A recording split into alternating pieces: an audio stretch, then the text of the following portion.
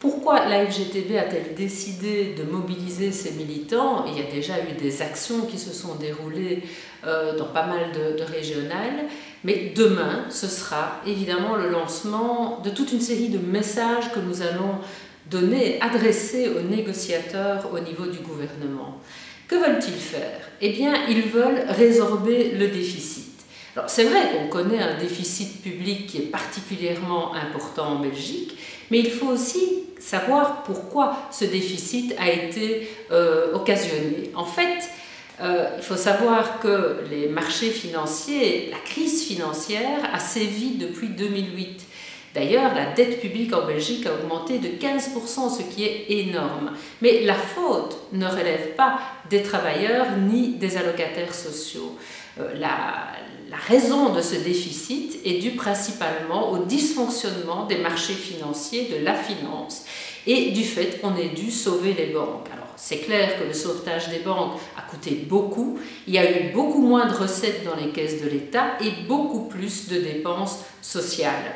Alors, puisque c'est eux qui ont causé ce déficit, nous disons aux négociateurs, ne vous trompez pas de cible, n'attaquez pas les travailleurs et les allocataires sociaux, c'est la finance qui est responsable, c'est elle qui doit aussi être mise à contribution. 3 mesures pour combler le fameux déficit de 11 milliards, qui bien évidemment doit être comblé, il ne faut pas reporter ça sur les générations futures. 1. Il faut s'atteler sérieusement à lutter contre la fraude fiscale en Belgique. N'oublions pas que des mesures ont été prises en matière de levée du secret bancaire, mais elles n'ont toujours pas été exécutées. Il faudrait aussi renforcer l'administration fiscale.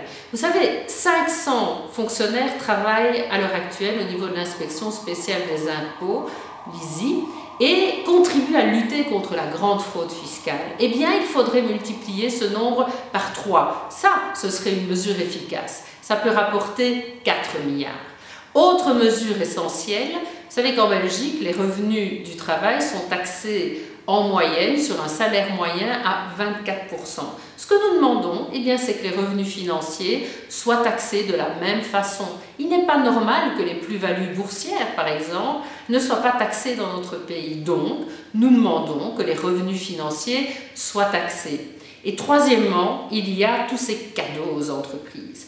Cadeaux fiscaux qui, malheureusement, n'attirent que des investisseurs peu scrupuleux ou font quelque part le lit des multinationales, puisque la plus grosse partie des intérêts notionnels est pompée, absorbée par 20 grandes entreprises en Belgique, 20 multinationales.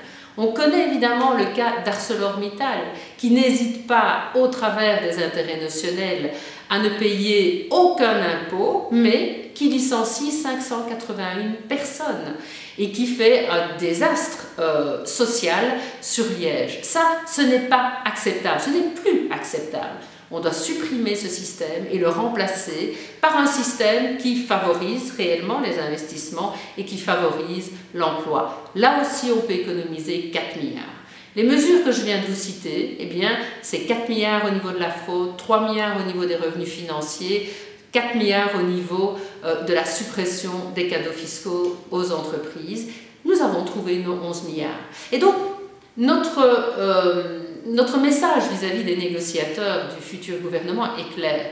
Ne vous trompez pas de cible. En tout cas, nous n'accepterons pas que vous fassiez les mauvais choix. Nous allons le dire demain lors de notre meeting. Nous le répéterons début décembre lors d'une manifestation, une grande manifestation nationale. Et si vous ne nous entendez pas, eh bien, nous irons plus loin et nous pourrons aller jusqu'à une grève générale.